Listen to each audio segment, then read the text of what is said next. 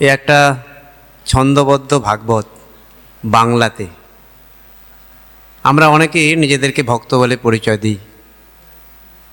একজন ভক্তের জীবনে আমরা আলোচনা করব কেমন হওয়া উচিত ভক্ত, ভক্তের হৃদয় কেমন, আর তিনি ঈশ্বরের সঙ্গে কিভাবে কেমনভাবে সম্পর্ক স্থাপন করবেন, এই নিয়েই একটা সুন্দর বিবরণ। জয় জয় রামকৃষ্ণ বাঞ্ছা কল্পতরু, জয় জয় ভগবান জগতের গুরু, জয় জয় রামকৃষ্ণ ইষ্ট গোষ্ঠীগণ, সবার চরণ রেণু মাগে অধম। পুঁথিকার প্রথমেই সমস্ত ভক্তবৃন্দের কাছে তার প্রণাম নিবেদন করছেন। তারপরেই উনি সেই ভগবত মহিমা, শ্রীরামকৃষ্ণের মহিমা, তার সম্পর্কে কিছু বলছেন। অতীত বেদান্ত বেদ গীতাদি পুরাণ, তপ জব যাগ যজ্ঞ কোটি অনুষ্ঠান, দর্শনে চারিধামে যে ফল না ফলে, এক রামকৃষ্ণ কথা গাইলে শুনিলে, অনায়াসে ফলে তাই লক্ষাধিক ফল, রামকৃষ্ণ কথা হেন শ্রবণ মঙ্গল। আমরা বলছিলাম শ্রীরামকৃষ্ণ পুঁথি বাংলায় ভাগবত, এই শুনলেই আমাদের মঙ্গল হয়। এরপর পুঁথিকার যার ঘটনা নিয়ে আলোচনা করছেন তার পরিচয় দিচ্ছেন। চিনু নামে একজন শাঁখারির জাতি, দরিদ্র তাহাতে বৃদ্ধ গ্রামেতে বসতি, ব্যবসায় অল্প আয় কষ্টে গুজরান, কিন্তু তার গদাধরে ছিল বড় টান। গদাধর তার ঘরে যান নীতি নীতি, সবে সুবিদিত দুহে বড়ই প্রীতি। গদাধরে সমাদরে বসায় আসনে, মিষ্টান্ন যা মিলে ভালো তাই দেয় এনে। ধীরে ধীরে খান প্রভু চিনু বসি দেখে, দোকানে খদ্দের এলে খাতির না রাখে। গদাধরের সঙ্গে দেখা, তিনি প্রধান, আর সমস্ত এও বাহ্য। তাই যখনই গদাধরকে সামনে পেতেন চিনু শাঁখারি, তাতেই তিনি মজে যেতেন, তাতেই মন প্রাণ ঢেলে দিতেন। প্রেমে গদ গদ চিত চিনু ভক্তিমান, বিহল এমন যেন শূন্য বাহ্য জ্ঞান। কিবা বলে কিবা করে কোনো বোধ নাই, না পাল্টি আঁখি দুটি দেখেন গদায়। অপলক নয়নে সেই গদাধরের দিকে চেয়ে থাকেন। তার অপূর্ব লীলা তিনি বুঝতে পেরেছিলেন। পরে ব্যাখ্যা আছে যে কেন তার নাম চিনু, ঠিক চিনতে পেরেছিলেন। প্রথম চিনতে পেরেছিলেন গদাধরকে, যে সেই পরমেশ্বর তিনি নররূপ ধরে লীলা করতে এসেছেন। এরপর সেই ঘটনার কথা আসে, যে ঘটনাতে সকলে জানতে পেরে যায় যে চিনু গদাধরকে ঠিক চিনেছিলেন। একদিন চিনুর কি ভাব হইল চিতে, চয়ন করিয়া ফুল দিব্য মালা গাঁথে। অনুরাগে গাঁথা মালা পরিপাটি কত, হেন কালে গদাধর তথা উপনীত। হেরে তারে চিনুর আনন্দ নাহি ধরে, মালা গাঁথা সাঙ্গ করি চলিল বাজারে। আনিল মিষ্টান্ন কিনি মনের মতন, সমালা মিষ্টান্ন করে কাপড়ে গোপন। শ্রীরামকৃষ্ণ বলতেন ভগবানকে ডাকবে মনে কোণে বনে। তিনি তো চিনেছেন, অন্য মানুষ তো চিনতে পারেনি, তারা তো ভুল ধারণা করতে পারে, বুঝতে পারে। সেই জন্য তিনি এই জিনিসটা গোপনে সারছেন। আরও একটা কথা আছে, যে বেশি গুপ্ত সেই তত পোক্ত। তিনি গোপনে রেখেছেন এইটা, তার হীনে বাণিক। সেখানে উনি কি করছেন সেই পরিবেশে বর্ণনা। লয়ে সঙ্গে গদাধর চিনু মাঠে চলে, অন্তর প্রান্তরে জন শূন্য বৃক্ষ তলে। কেহ কোথা নাই চিনু চেয়ে চারি পানে, জানুপাতি কর জোরে বইসে চামুখানে।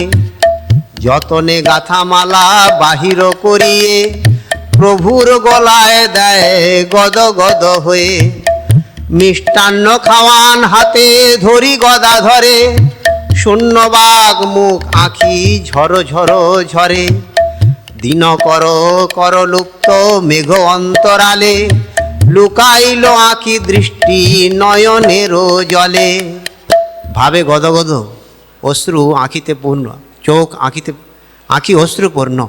বাহ্য জগতের আর কোনো হুঁশ নাই, সমস্ত জগৎ তার কাছে মিথ্যা বলে বোধ হচ্ছে। একমাত্র সত্য গদাই, তাকে তার দরদ পুতলে তা দিয়েই তিনি পুজো করতে চান। কি করছেন গদাধরকে নিয়ে?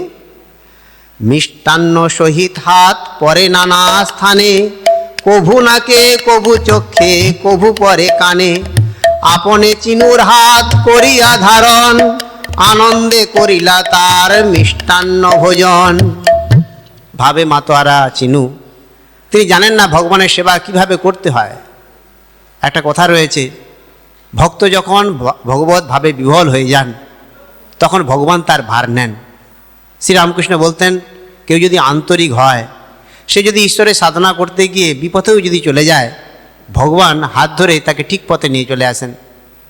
কথামৃতে রয়েছে, কেউ একজন জগন্নাথ দর্শনে পুরীতে যাবে, রাস্তা ভুল করে ফেলেছে, আর একজন বলে দিচ্ছে জগন্নাথ পুরী ওই দিকে, তিনি আবার রাস্তা ঠিক করে নেন। ঠিক সেই রকম করেই তিনি তাকে ভোজন করাতে চাইছেন, হাত ভিন্ন ভিন্ন স্থানে চলে যাচ্ছে, ঠিক মুখে পড়ছে না, ভগবান তার হাত ধরে তার মুখের কাছে টেনে নিচ্ছেন।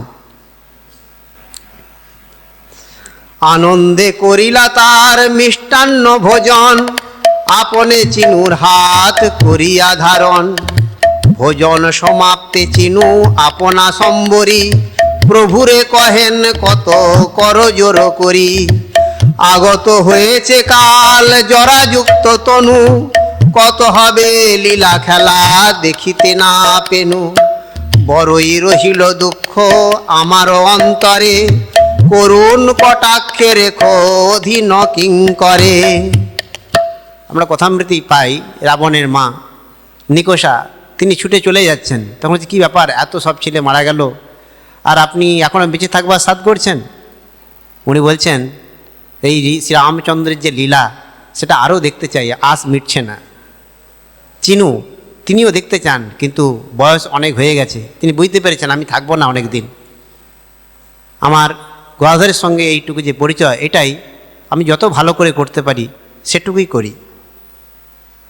এই যে তার চিনে নেওয়া গদাধরকে, সেটা দেখে এই পুঁথিকার উনি অনেকটা হিংসে করছেন এবং তিনি তার প্রশংসা করছেন। সত্যিকার চিনু, তার জীবন ধন্য, তিনি আমাদের প্রণম্য। ধন্য ধন্য চিনো দুটি দেহ পদরেণু, যথার্থ তোমার নাম হইয়াছে চিনু। চেনা কাজ বুঝো ভালো তাই চিনু নাম, তোমার চরণে করি অগণ্য প্রণাম। বলছিলাম যে চিনুর অবস্থা কেমন, কারণ বৃদ্ধ হয়েছে, মোটাসোটা দেহ। শ্রীরামকৃষ্ণের সঙ্গে তার অপূর্ব লীলা, কখনো কাঁধে নিতেন, উভয়ের সঙ্গে কখনো ঝগড়াঝাটি হতো, কথা বলতো না, বলতো আজকেই শেষ, আর দেখা হবে না।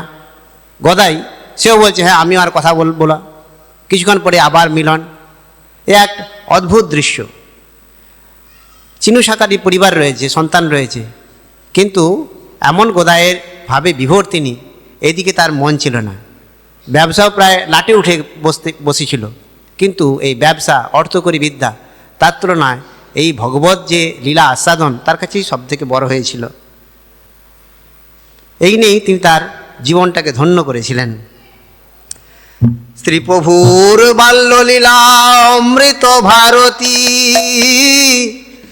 এক মনে গাও রাম কৃষ্ণ লীলা গীতি।